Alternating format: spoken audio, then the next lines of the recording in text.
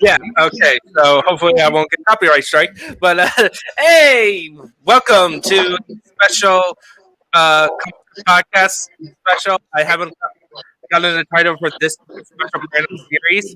We're going to be covering some Lord of the Rings lore, Yay! which me and Nott are the only ones who know a lot about Tolkien lore. I watched the movies. Well, other than the movies.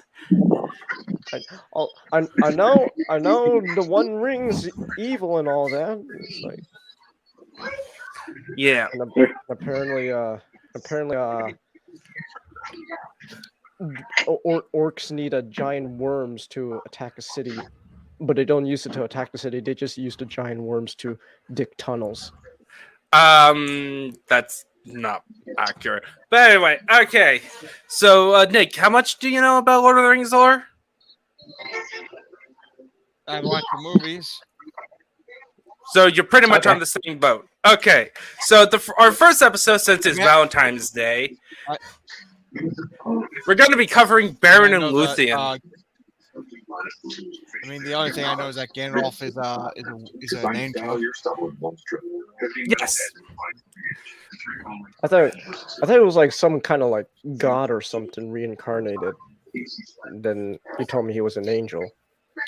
Essentially, it's more complicated. But hey, we're not talking about Middle Earth cosmology. We're talking about a love story, a very personal love story to Tolkien, as we'll talk about at the end. But yeah. So first, what I need to show is where does this story takes place in.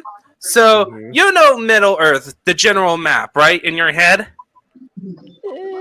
Yeah. There's the Shire. There's Minas Tirith, the great city of Gondor. There's Mordor, right on the corner, right. You know, classic. Yeah.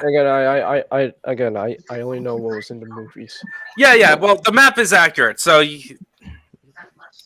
but anyway, so this is the map. This is Middle Earth. So there's Mordor. You see,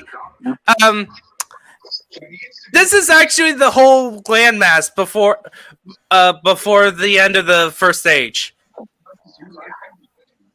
That's just it. Yeah, like this is the landmass that the story focuses on. All right. Like there's more lands behind it, but the thing is, do you notice something? The Grey Havens is right there. Right in the little cleft on the colored map where the two mountain peaks are. That's where the Grey Havens is. Okay. So the question is, what happened to the rest of it? The world may never know. Actually, it did. Half of it sunk. Oh. Yeah. Oh, just straight up underwater. Yeah, all this blue, except for mountain tops in one area, except for a few mountain tops, is submerged. That's lovely. Yeah, so the area we're talking about is a land called Beleriand. Okay. So, and this is where our story takes place. More specifically, where it's. Do you see Doriath above? I wish that this thing had a pointer. You see the Doriath?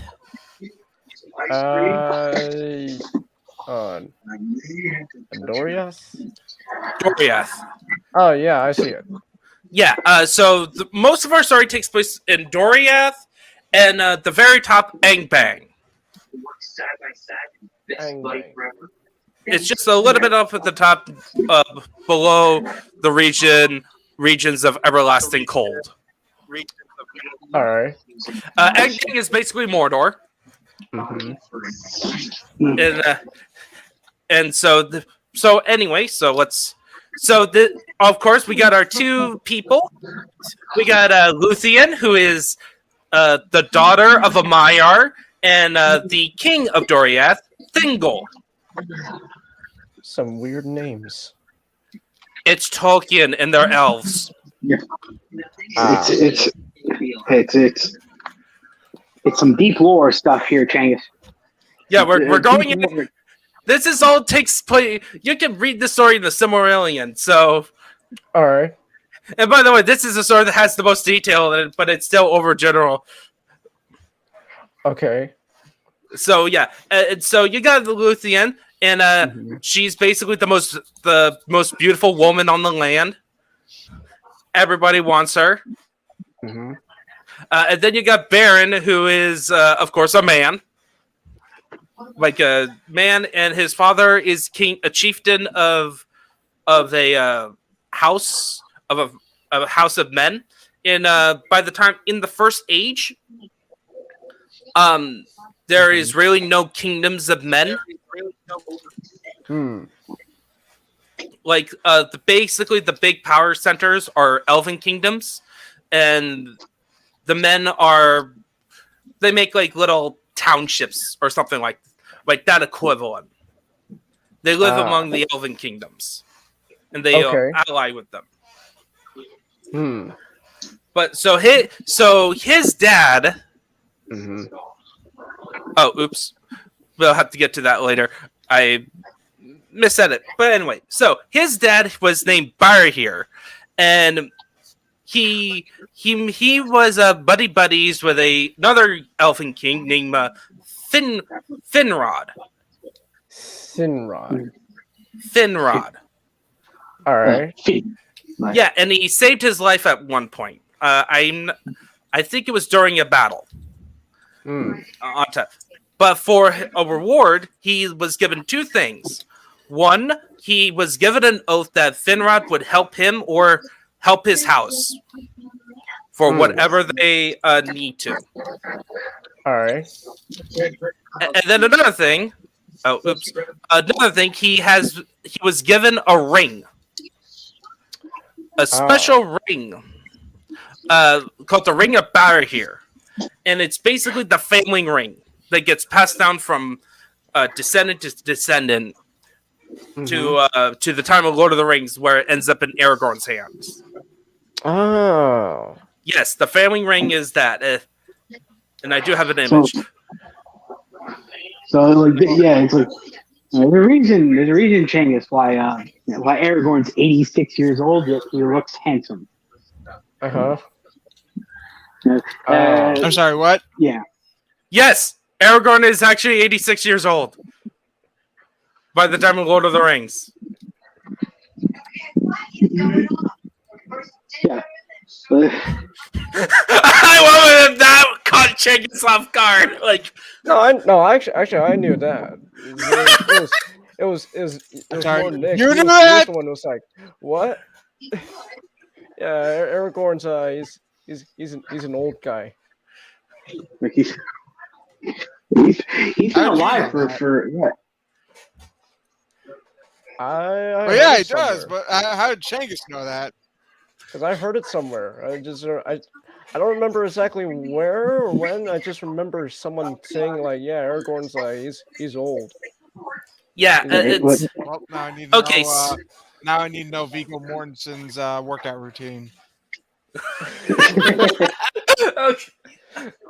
But so essentially, Barahir is important to the story because he and 12 other guys were sticking around in territories that got overtaken by the forces of Sauron.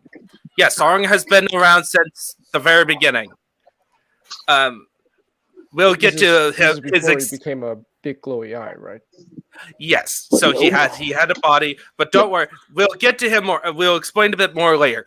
But anyway, so Sauron has invaded a part of land, and Barahir and 12 guys were being a big pain in the butt to him.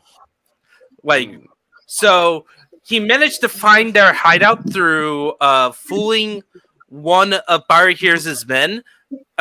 Basically, his home was raided and his wife disappeared, and he used sorcery to make him believe that his wife is alive because he had some doubt that she died, and he gave up the location and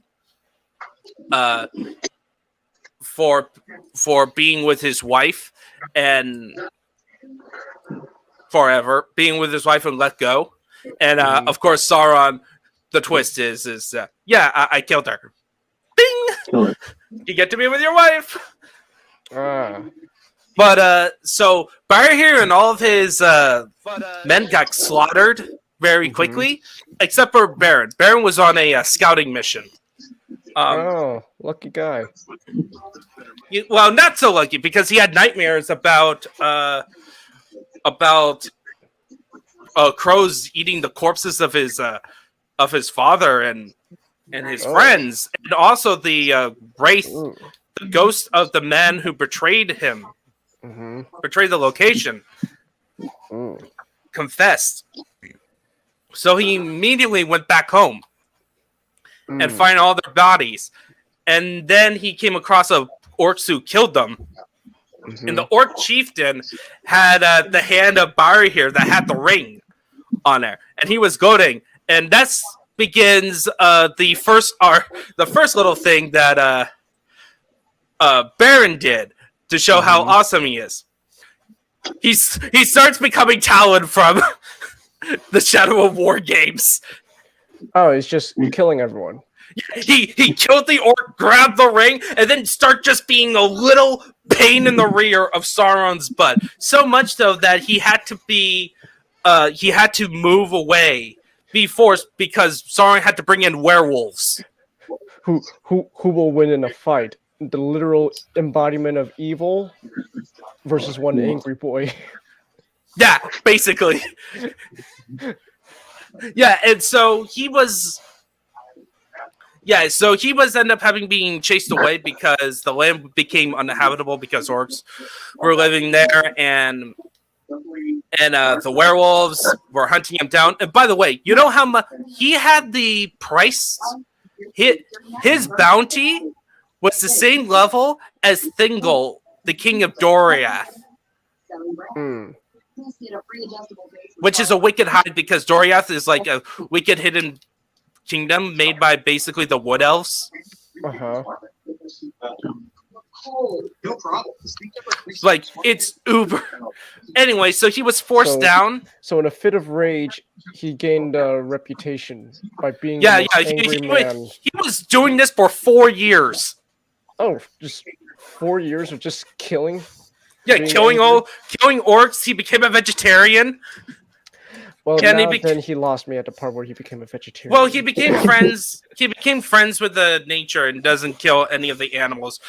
The wording could imply that he ate orcs, but for me, look, I'm not gonna kill the animals. Now, orc meat, on the other hand, that's some good stuff. So you could say that, like, that would be funny.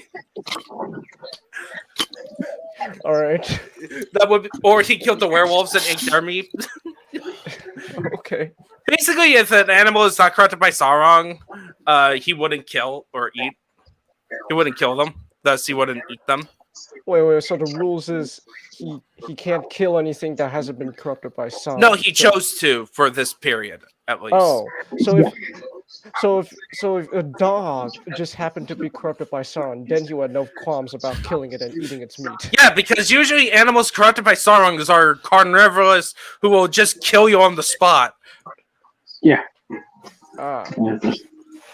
So anyway, so he was forced out. He had to go through this land, specific land, where he was so traumatized that he dare not recount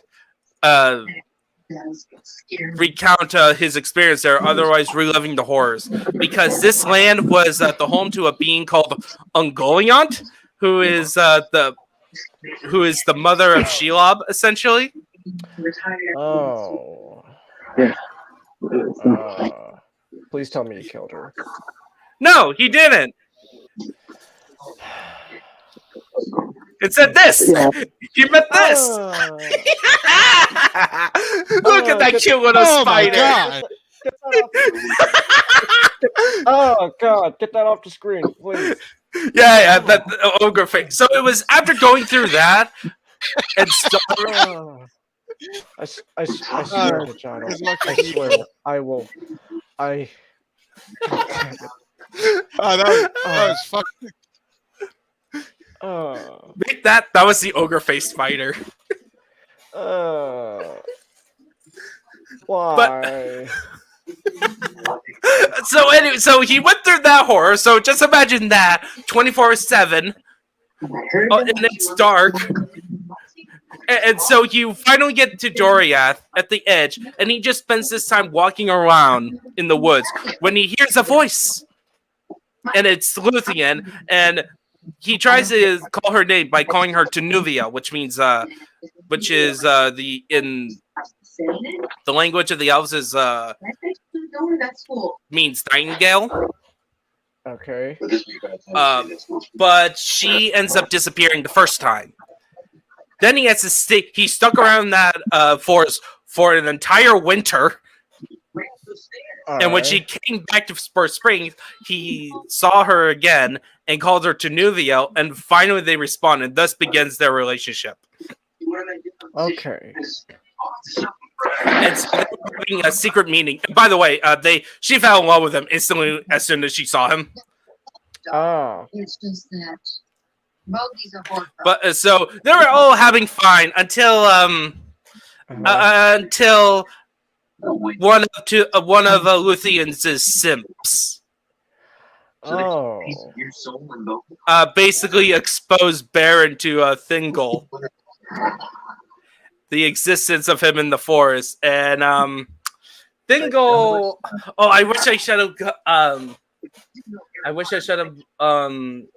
Downloaded it. I was looking up some memes about Beren and Luthien, and one of them was from that bounty hunter show where the two guys are arguing. Pawn stars? No, bounty hunters. Oh. I don't know. I can't remember, but basically it was an argument where it's like, you don't fall in love with random people in the woods. Well, you did with Mom. She's an angel. He's a filthy man peasant. Filthy human. Ugh, Yeah. don't touch me. Oh yeah, and like one of the reasons he wasn't killed is one because Luthien basically made her dad swore not to kill him or banish him. Okay. Oh, I need to find. There was a good quote about. Mm-hmm. Oh, darn it, Beren.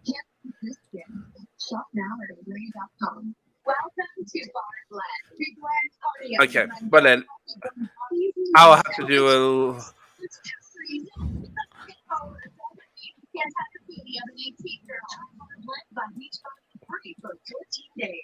Your eyes, beautiful. Yeah. Oh, okay. So Uh-huh. there. Okay, so Beren was basically taken by guards to be taken to Thingol to stand trial, but then Luthien kind of intercepted him and made it so that he's an honored guest. Hmm. And so when Beren entered the throne room, he was shocked. So he was kind of scared. Okay. He got hit by the nervous. So Luthien actually had to introduce him until Thingol goes, "Quiet, woman."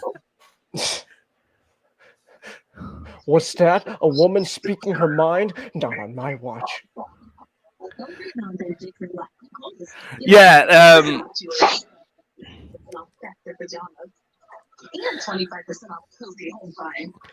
Okay, so basically, he asked, Thingol asked for him, Mm-hmm. Beren directly, and this is what his quote is. Like, fear left him, and it says, "My fate, O king, led me hither through perils such as few, even the elves, would dare. And here I have found what I sought, not indeed, but finding I would possess forever. For it is above all gold and silver, and beyond all jewels. Neither rock nor steel, nor the fires of Morgoth, nor all the powers of the elf kingdoms shall keep from me the treasure that I desire. For Luthien, your daughter, is the fairest of all the children of the world.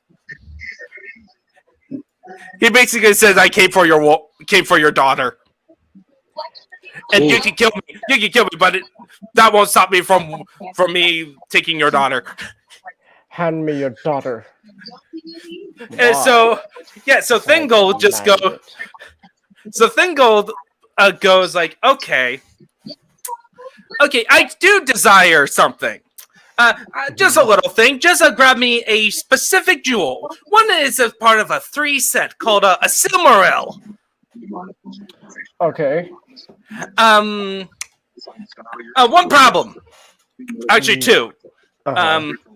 One, the Silmaril. All 3 Silmarils are in current possession of one guy named Morgoth or Melchior.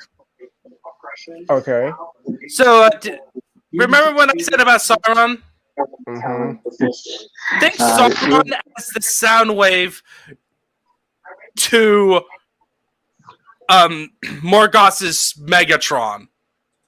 So Changis, if you think Sauron is the embodiment of evil, Morgoth is Morgoth is the creation of evil. He's the super devil. Oh. Well, why don't you just say so? Why don't you leave with that? Then now here we have what's his name? Morgoth? No, we have Sauron, and then we have the super devil, which is Morgoth. Now there are several differences between Sauron and Morgoth. Now, as you can see, Morgoth is a few inches taller. He rides a flaming motorcycle, and we believe he has a jar that we believe forces you to commit adultery. Adultery. But more, it's just a jar of Feyenoord's tears. But anyway, so he has all 3 of them, so you have to deal with them.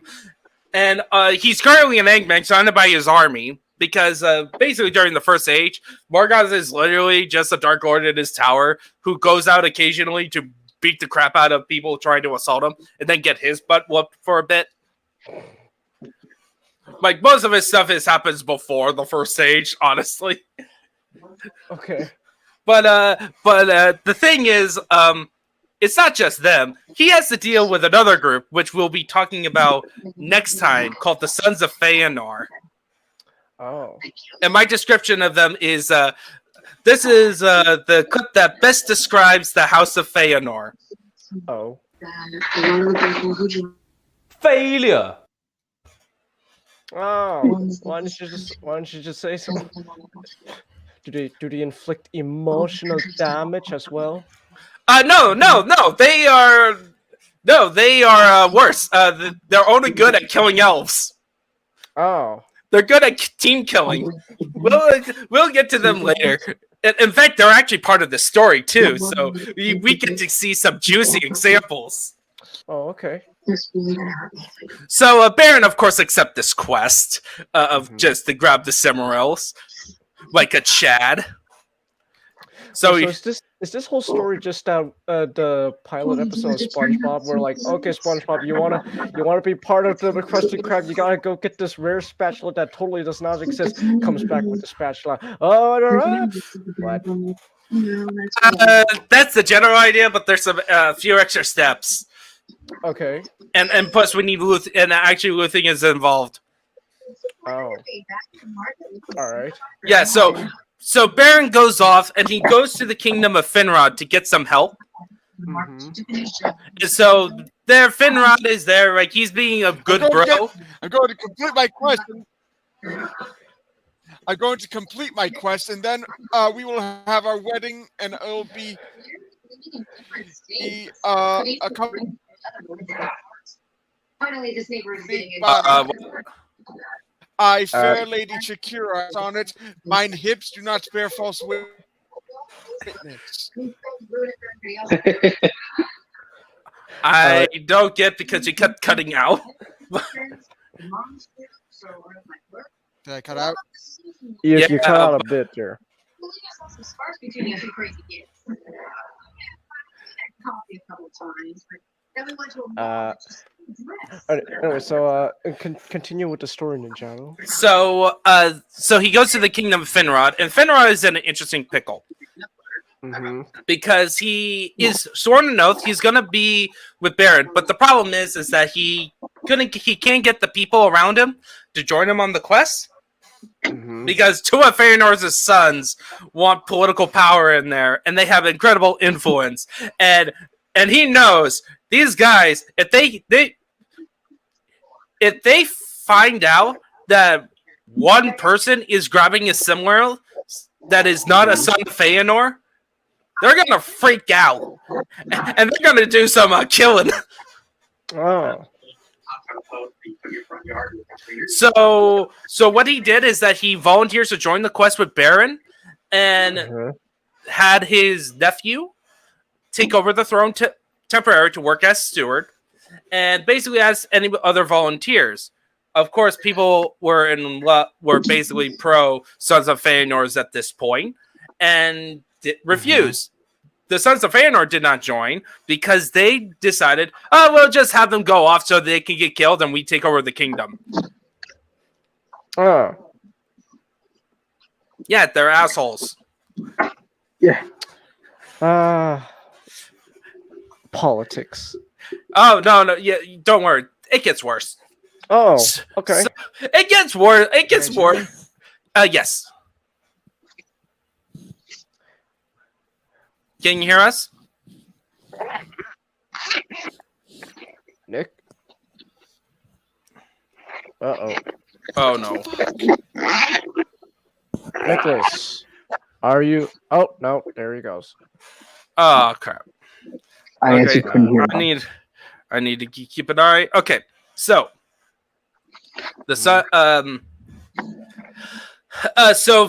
Fingal and Finrod and Beren, and then 11 other guys are gonna go in there. So they decide to use some magic and disguise themselves as orcs Okay. to sneak into the castle.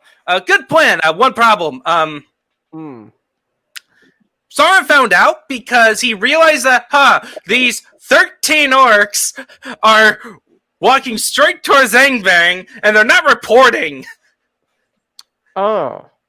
to anyone.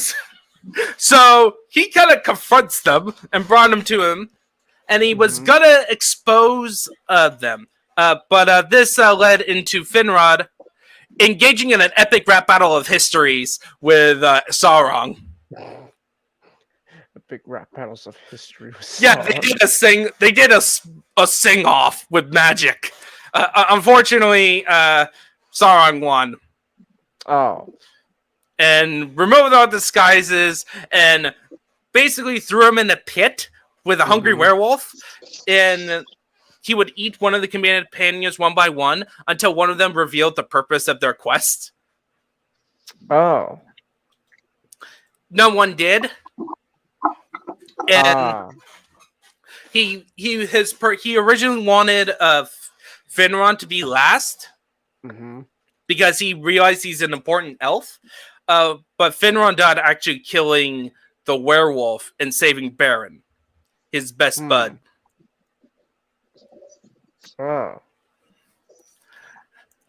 Very sad. Very sad.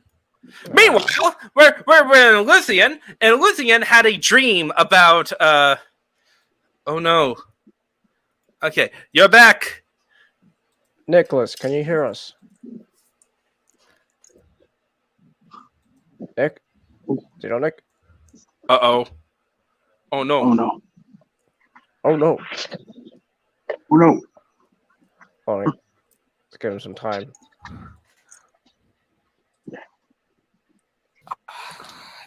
Okay. Oh, we can hear you. Something. Fucking scream. Can you hear us, Nick? Can you hear me? Yes. Yes. Yes, of course.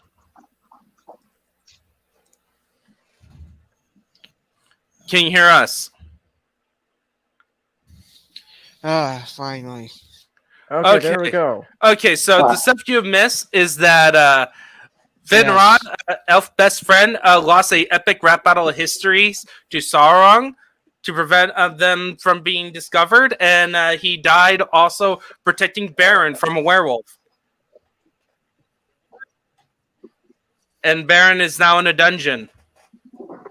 Now we're cut back to Luthien as she has a nightmare about Beren. All right.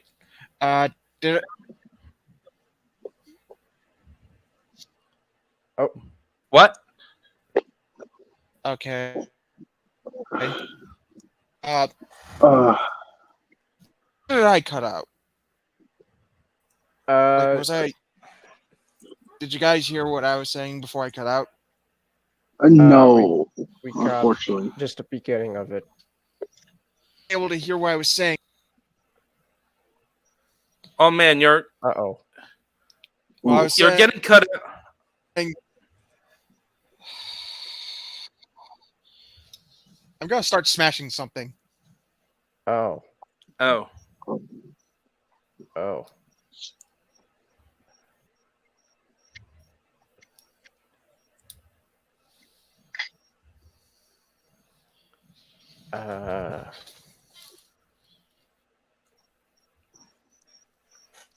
You still with us, Nick?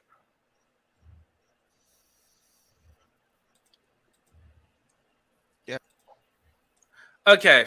Alright.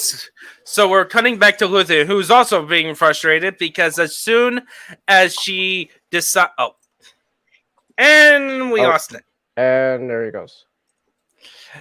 So basically, as soon as she finds out that Beren, through dreams, is in trouble, she tries to sneak away. Mm-hmm. She got betrayed by the simp again, and it's the exact same simp, a minstrel, who had songs about her, lovely, who never wedded her. Oh. In fact, spoiler: at some point when she's gone,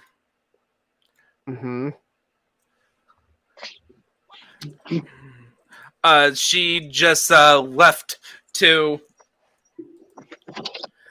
He just left to the west, no, to the east, to basically write sad poetry about not being with Luthien. Just went to write sad poetry. I want to be with my girl. No. I'm gonna go. Just gonna write sad poetry. Yeah, and so, but what happens here is that Thingol decided. So you see the picture, right? Yeah. Yeah, he built her a treehouse and stuck her in there. Oh. And had two guards around the tree so that she wouldn't escape. Unfortunately, Thingol forgot that Luthien could do magic. So she had she cast enchantments so that her hair can grow to ridiculous lengths so that she can make a cloak and a rope. And then also puts on the charm of her hair to basically make it sleepy.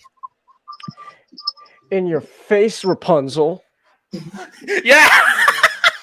Yeah, so she starts running, right? And she ran to the closest city kingdom that's not Doriath, which is conveniently Finrod's kingdom. And let's see, do I have the image? And these are the Feyenoord brothers that are part of this. And we'll get the names of these specific idiots. Their names are Felgaund and Curufin. Alright. They caught her while they were just hunting. And they dragged her in and basically locked her up again. Because their plan, once they realized, Beren's in trouble, let him die and have Curufin die. And no, not Curufin. Finrod die. They take over, and then I think it's Felgaund.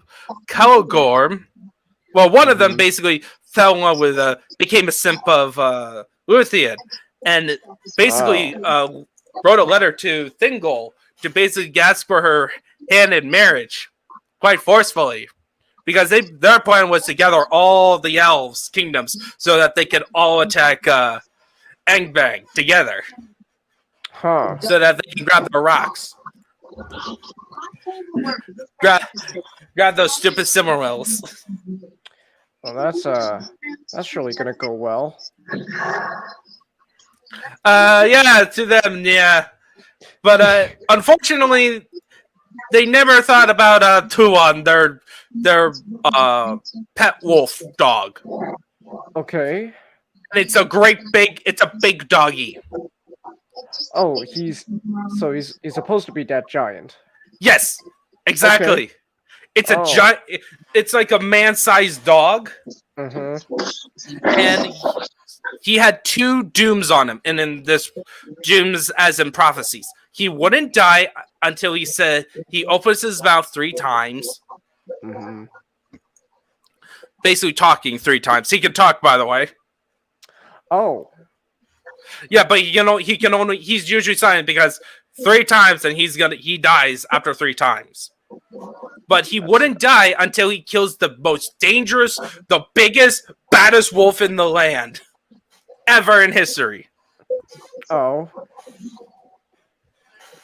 Like, he is a big doggy. So essentially, after attending to Luthien for a couple of days, he decides, yeah, my owner, Curfin, is kind of a jerk. In this case, I'm going to disobey him. Oh. And I'm pretty... Let me just check if it is Curfin or...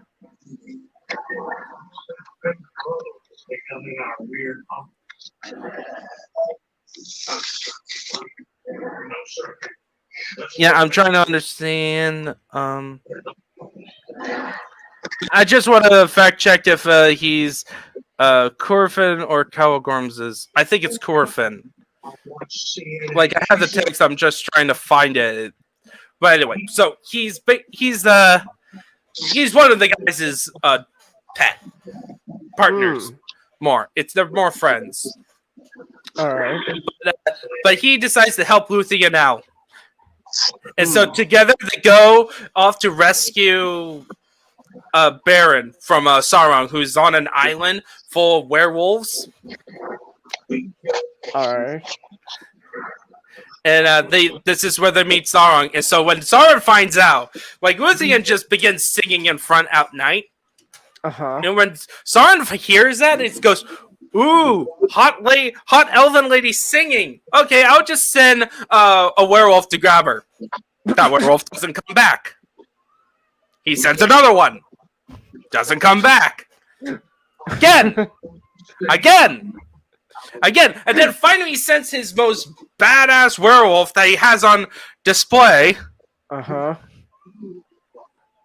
Oh, this is where our wolf boy goes.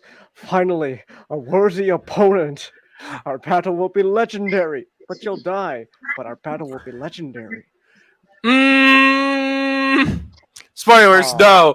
Instead, he sends the wolf named Dragoon, and goes out to fight to grab Luthien, and ends up fighting Huon. And they had a fierce battle, but Huon came on top. He got some wounds in, and he was killing Dagon. Dagon had enough time to escape, and basically tell Sauron, it's Huon! Everyone knew, like, his reputation was so fierce that everyone knew. Oh, this dog is around. The Great Hound is around. So Sauron thought, oh, it's gonna be me. So he transforms into a werewolf and goes and attacks Huon. Okay. That didn't go so well. In fact, it didn't go so well that Luthien threatened to have Huon kill him, which then his spirit would go back to Morgoth to be punished, or give her control of the entire island. Oh yeah, by the way, Luthien helped Sauron's- out too by flashing her cloak accidentally onto Sauron's face, which made him drowsy. Yes, her sleeping magical hair is strong enough to knock out This is Sauron. this is Sauron. To make him drowsy enough. The same Sauron from all the Lord of the Rings stuff. Well, to be fair, Changis, to be fair, this is a college age Sauron. Yeah, this is Sauron Sauron. as a minion. Oh, okay. He again, Soundwave. Thanks, Soundwave, to Megatron. I want to Oh. say Starscream because Sauron is actually very loyal. Yeah, Oh. the Sauron we see in like we see in like the Second Age and like Lord of the Rings and all that proper. That's what happens if that's how it happens if Soundwave was given the Matrix of Leadership. Huh. Yeah, and time to plan out his schemes fully. This one, he's just following orders. Oh. So Sauron is slightly weaker, but it's still impressive. Still impressive. And so she gained control of the island, freeing all the captives that were there, all the elves that were there, and rescued Beren, who had despaired because his buddy Finrod is dead. Oh. And so they head back. They go on a couple journeys. Like they basically spend a little bit time wandering about, deciding whether to go on the quest or not. And this is when Huan spoke the second time or the first time. I think the first time he talked to Luthien, that's how they began the quest together. And the second I'm basically telling Beren after multiple wanderings and after meeting the Feyenoord brothers again, who got kicked out of the kingdom they were trying to overthrow because the elves basically said, yeah, a girl elf took down Sauron and freed us. What did you do, you two? Get out, you...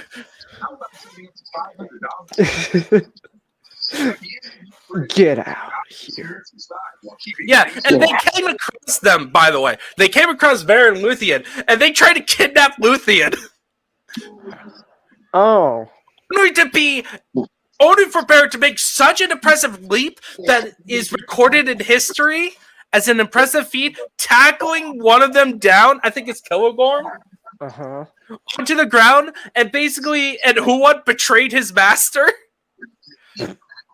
Betraying Curufin, so they both had to surrender, and Beren took all the armor and all the equipment Kilogorm had, and his horse. Not the horse. He basically confiscated him in service to Luthien, and then Curufin was such a... I think Curufin, or again, one of the brothers, they kind of both act like the same. They both act like total jerks. The only in action. He tried to murder Luthien only to hurt Beren. Oh. Nearly killing Beren. Man, these guys are not having a good track record. Oh, yeah. You want to know why? You see why I count them as failures? Especially once we get to their dad. Oh. Because it's his fault, by the way, the house became a house of failures. Oh. Don't worry. We'll get to it. But right. at some point. But here. So Beren basically tried to ditch Luthien so that he could go on the quest to himself. Because he didn't want to bring Luthien into danger. Because he loved her. Luthien, unfortunately, loved him. And basically says, wherever you go, I'll go. Wherever you say, I'll stay. Well, then we're going to have a problem. Yeah, and then Huan just says, Beren, stop. Just let her go. It's too late now. So that would be the third time he spoke, right? No, second. Oh, This second. is second number 2. The third time is when he's gonna die. So we'll get to it. Is his last words with my last breath. I curse Zoidberg. No. So what they did, they get to Angbang because Luthien had the ability to shapeshift into anything. So she shapeshifted into a vampire lady and Beren into a werewolf. I'm a vampire lady now. Yep, they snuck in, took out the new big bad wolf. There is the big bad wolf. We'll see a picture of him later. Okay. Oh, like it's not Finrod. Oh, it isn't? The king that was buddies with Beren is Felgaund. Who's he? He's the king that is with Beren, who died on the. He was his body. Oh. I screwed up. You call yourself a Middle-earth lore expert. What is this? Okay, Lie it's, to. hold on. This is appropriate for me. You know, it's a minor qualm. It's definitely not a deal breaker or anything like that. No, it is clear that I have defeated you in intellectual combat. Hand over your channel and your ass. Hand over your channel, Ninjato. Well, it's like, it's just, come on, guys, it's just a minor quandary. No, it is clear that I have defeated you. Did you an intellectual combat? Hand me your power ring and your ass. Yes, I'm sorry, Pete audience, for the 2 of you who, no, 5 of you who's gonna watch this, those hardcore Lord of the Rings fans. I'm sorry, I got the names wrong. I should have done my proper research. Shame on you.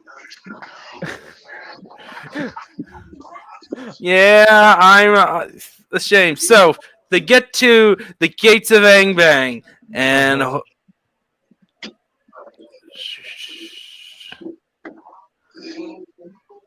okay, so he made a new giant werewolf named Karkaroth. Karkaroth the Red Maw. A new giant werewolf. It's a humongous werewolf. It's big. It's All the right. big bad wolf. But anyway, he first thought like, "Hey, aren't you a werewolf that was dead?" Saying to the Baron. Then, sleepy time with the hair. Sleep. Yep, that's what happened. He fell asleep, and then they walked straight into the throne room. Oh, Okay. Another picture of the trio. Who once stayed behind, by the way? For some reason. Huh. But so this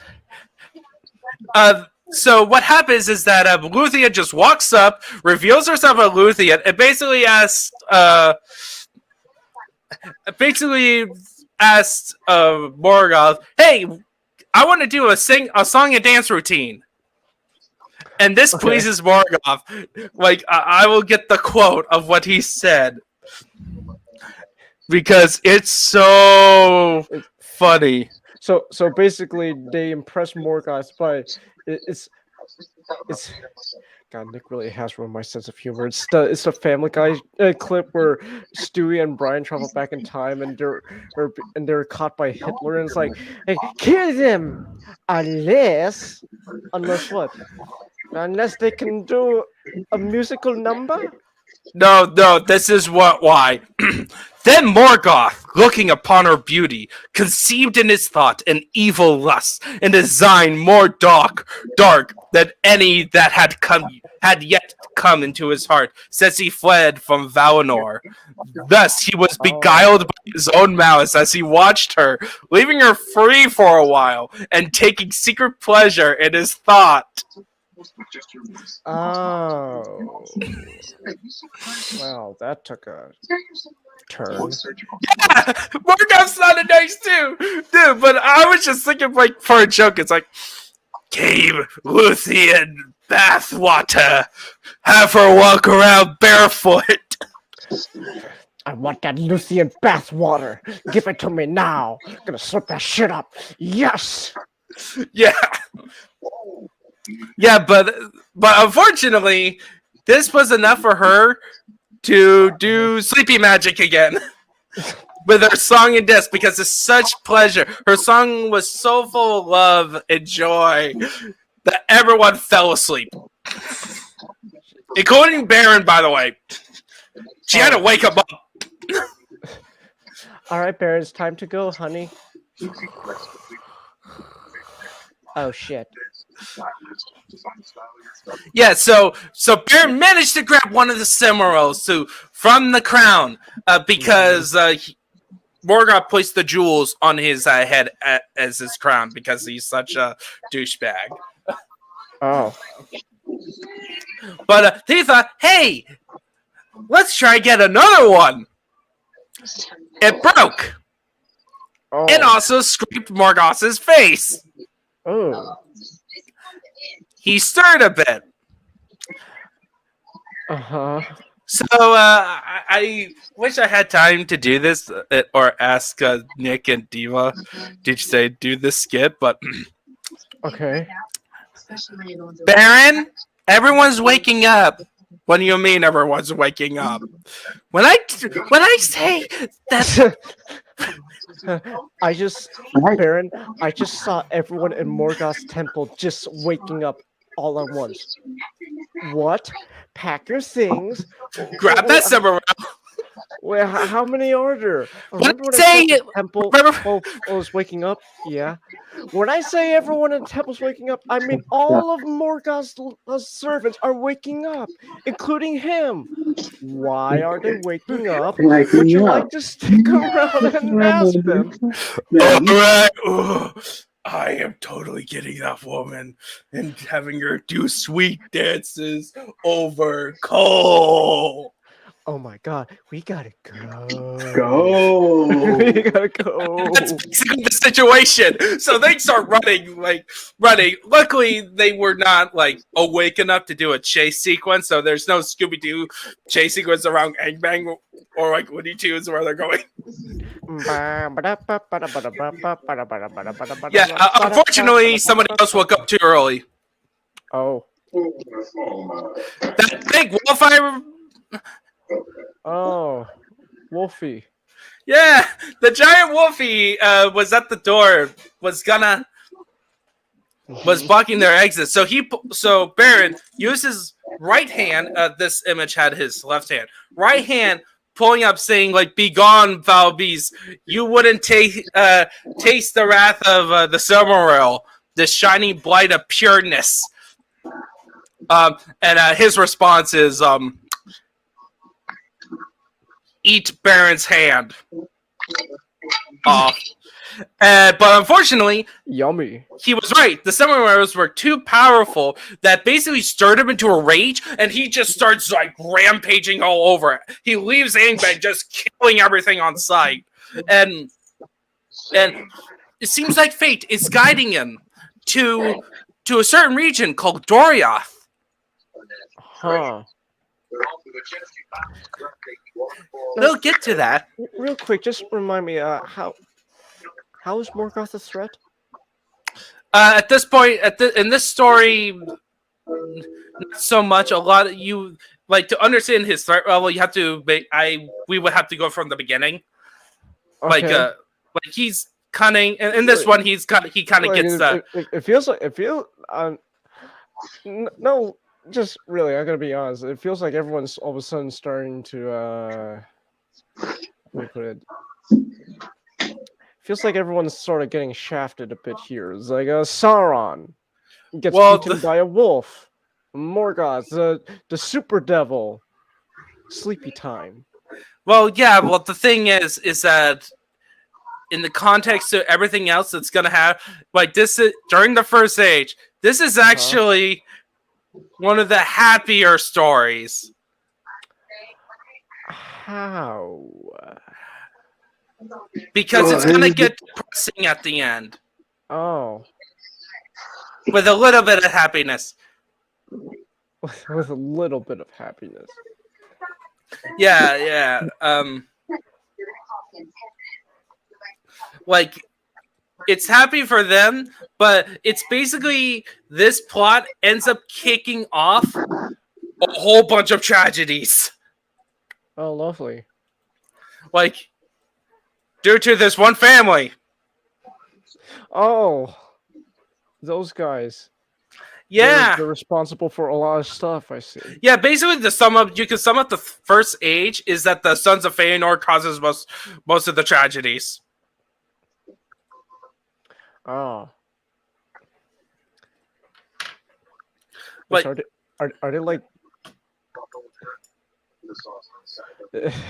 so they're just wait, so are they the shockwave of Middle Earth? The first stage, just everything's all their fault? and Morgoth's. And Morgoth. But it's like just why is this happening? Oh, it's their fault. It's the Sons of Feyenoord. Like, here's the thing, like, also at this point, like, Beren, like, the only person who has the least amount of suffering so far is Luthien. Okay. Remember, Beren lost his father. Mm-hmm. He got thrown in prison for months. Uh-huh. And now he just lost his hand. And guess what? That wolf had poisoned teeth. So he's dying. Now, during all this, has anything like on the same level happened to Luthien? Luthien's gonna get hers at the end. Okay. Like just one big bad thing. Like compared to Beren, no. You could argue. You could. And remember, so the way the Silmarillion also is written is that the Silmarillion's text, the total number of pages of the story is 12 pages. I'm sorry. In the original text of published, 12 Really? pages in the That's Silmarillion. Yes, Just and and this is the most detail of us one story where the Silmarillion focuses on one thing. Like a lot of the Silmarillion is general overview stuff. Huh. There's a lot of stuff to go over, but it's all in general overview, and you follow certain people, and you have to kind of piece them together because. But this is like the main quest. There are like poems that Tolkien wrote and that were later compiled, but it's not like the Silmarillion is kind of the definitive version that people know of, right? Read from. Huh. I'm sorry. Interesting. Okay. Yeah. So, by the way, remember. So, what are one of the top 5 things to joke about in Lord of the Rings? The top 5 things to joke about. I don't. What's number 1? What's people jokes about Lord of the Ring about a lot? I don't know. Okay. I will give you a hint by the situation. So Beren is dead, falling unconscious. Luthien can carry him, and the armies of Angband are about to come out the door to kill them. Uh-huh. Guess who shows up? Oh, is it the Eagles? Yes, the Eagles have shown The up. Eagles are coming! Yes. Yes. So I've got just an idea. Why don't we just ride the Eagles all the way to Mordor and drop the ring? Oh, that's not smart. Man, imagine if we had to walk all the way there. Oh my god, that would be killer. Yeah. So what happened is that because of Beren's close relationship with the eagle, with like nature, like friends with the birds in the air specifically, Did you just the Eagles were keeping tabs on him, and also Huon had some influence of convincing them to go and rescue them. Like this is actually a lot better than compared to like Lord of the Rings, a bit more about how they're written. They still play that role where the eagles do. They're like the will of a being called Manwë, who is like the head Valar, the head archangel. Mhm. So this is their. And by the way, this is the only time I've read so far in the Silmarillion that they showed up. They did something, get involved in this personal of a story. Ah. So they're actually rarely used, even though they would be entirely useful, like if you had full control of them. So, But you so can't. basically, the eagles are only there when whoever they answer Favor. to just pretty much says, "Okay, fine, go save them." Or they have personal initiative when they happen to see them and stuff. Okay. Basically, if you're great friends with the eagles, you'll have a higher chance of getting rescued. Oh. Okay. Right? Don't be jerks to eagles. But what if I want to be jerks to eagles? Well, just be like the Sons of Feyenoord. Expect to be Oh. failures. Anyway, so what happened? Okay, so I didn't get to the. Okay, I will get to explain to that point. So Uh-huh. they get back to Doriath, and now Beren is one-handed. Mhm. And originally, they considered just being exiles, but Beren goes, "No, Luthien is too beautiful to be a woodswoman. Like, live out in the woods with me. So let's just return her to the king, and I fulfilled my oath." And the way he did it is that he basically said, like, "Yes, it is in my hand." Mhm. And meanwhile, the king was hearing reports about the wolf crashing on there. And the kingdom was in depression because of Luthien leaving. Everyone was depressed. I'm ready. Depression. I'm ready. Depression. Yep, pretty much. And then they find Luthien and Beren are back, and they're all singing praises and hymns. You guys are back! We totally knew you would come back. No, we didn't. Tom, don't Yeah, ruin yeah. the moment. Yeah, but so the king asked for the Silmaril, and then he reveals that his stump on his right hand. He first did his left hand, but then reveals his right hand in his stump. So saying, "Yes, the Silmaril is in my hand," and that's how. And then basically, Thingol goes, "Well played. You're now my son-in-law." Well, guess what? New Kodiak tends to survive. I've never been more offended and impressed at the exact same time. Yeah, so You will marry my daughter now. yep, they got married, so everyone is happy for 5 minutes. For 5 minutes. They still got to deal with that wolf that's attacking that forest. So you can probably guess what happened. They went on a hunt and they killed the wolf. Bahuan died, and his last words were basically farewells to Beren. And then Beren My died. last breath. I curse Sweetberg. Yeah, so Beren dies Oh. because of the wounds that he got hunting this thing. The wolf ambushed them. And then a big battle happened between Huan and Kakarat. I think. And then, but they got the Silmaril, and he gave it to Thingol. That's good, I guess. Yeah, Luthien, unfortunately, after seeing her husband dead, didn't take it so well. So, Oh. the thing about elves, usually they're immortal when they're slain, Uh-huh. but they could die of a broken heart. Oh. And you know what's worse? Uh-huh. In Lord of the Rings, because of the way elves and men were created, they have two different fates. come on, going out with Day. Okay. Elves can be immortal in the living world, but when they die, I think they get either reincarnated. Some of them gets reincarnated, where it's just a full-blown resurrection. But they go somewhere. They go to one place. When men die, their gift is they get to die, but they get to be with Mandos and with the Ilúmatar more directly in the afterlife. Oh. So it's just, Beren is a man. uh-huh. Luthien is an elf. Oh.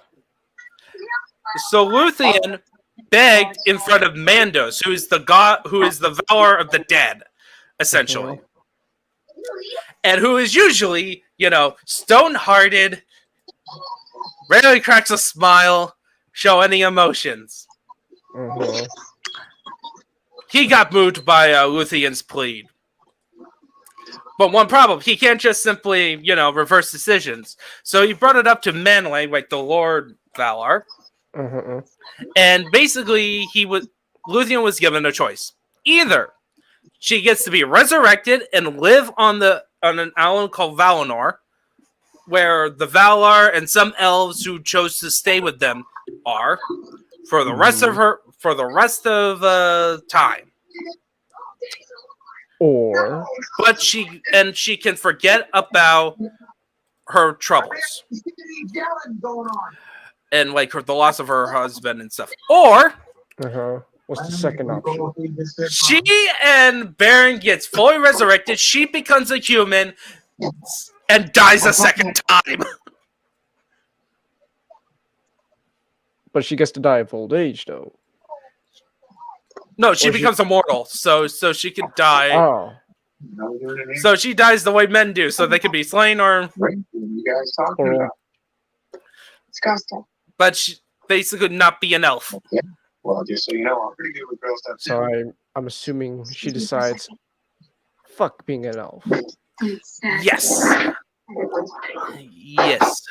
All right. Yes. So essentially, Beren and Luthien returned to Earth. Luthien's mom, who is a Maiar, noticed the change, and she got in depression. She was depressed because she could no longer be with her daughter in the afterlife because she's an angel, and Maiar sticks around in Valinor. Oh.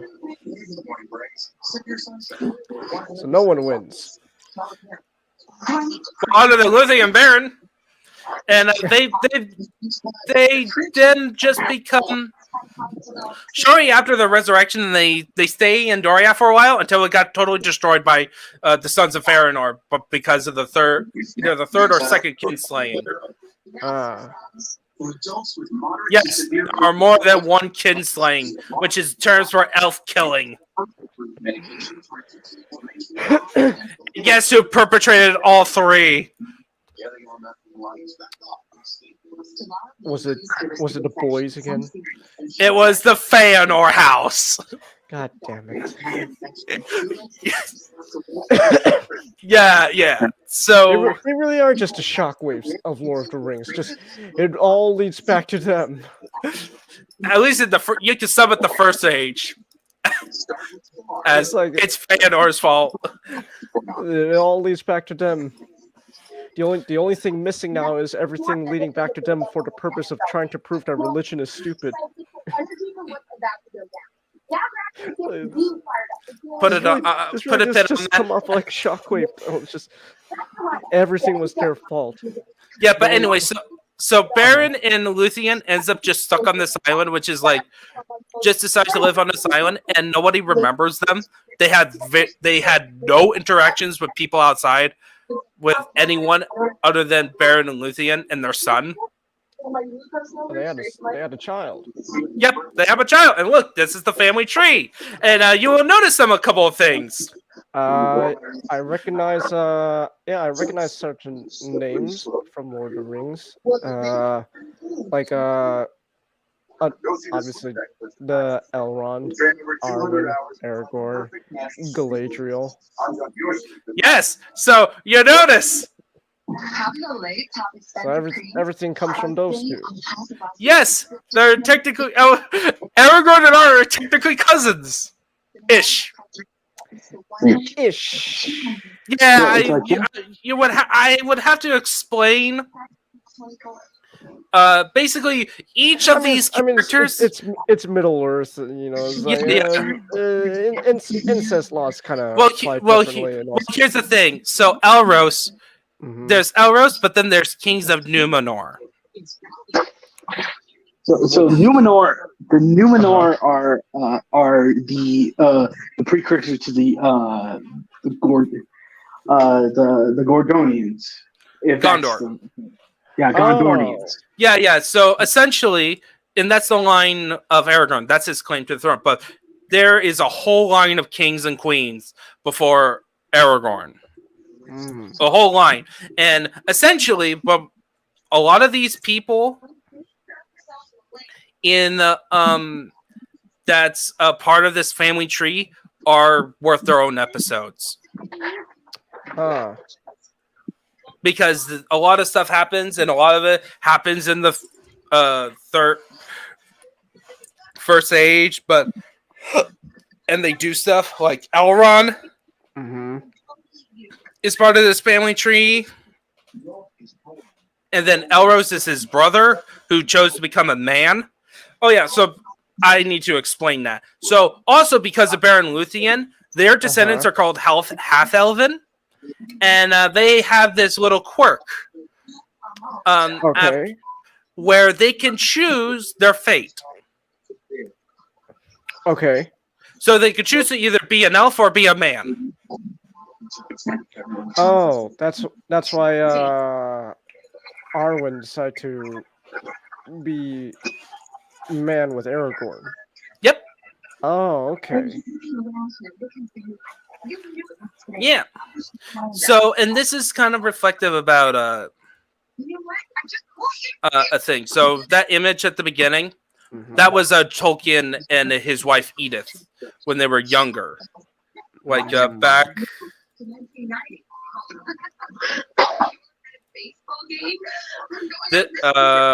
This was them during World War I, like during the years they got married.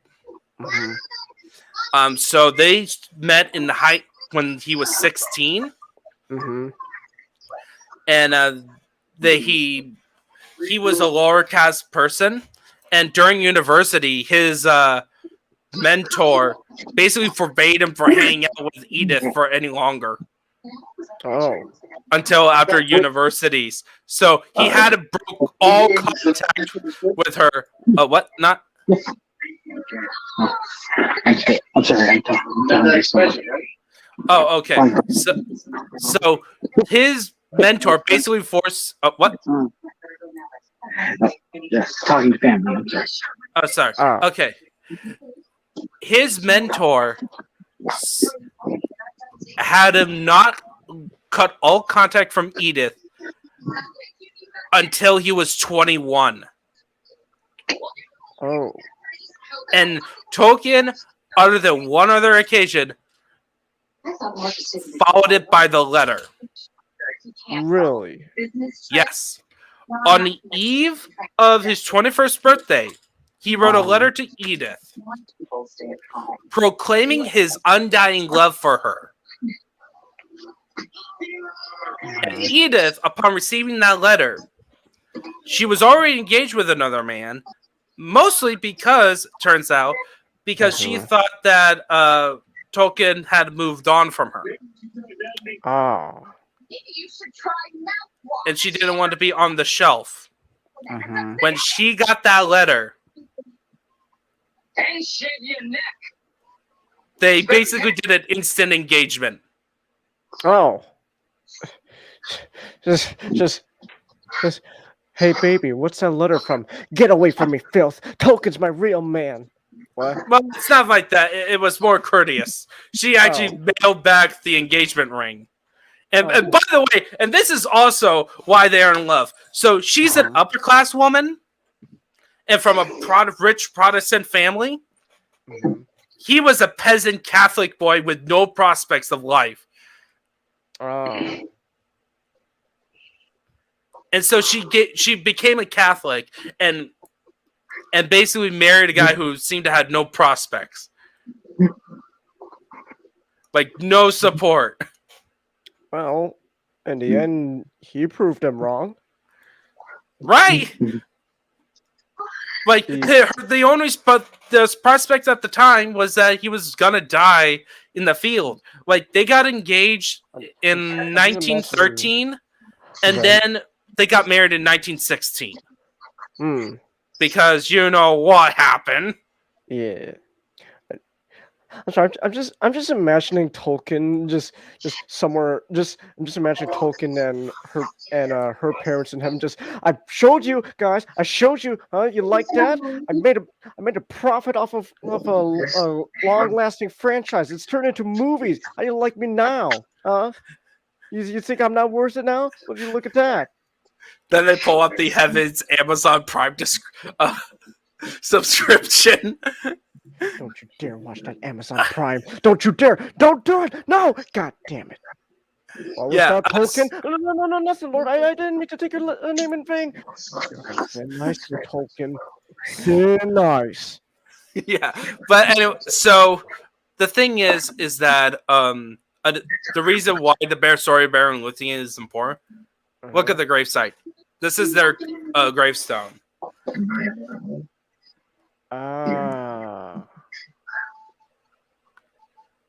And like he had this story in mind, like it was part of original Lord of the Rings.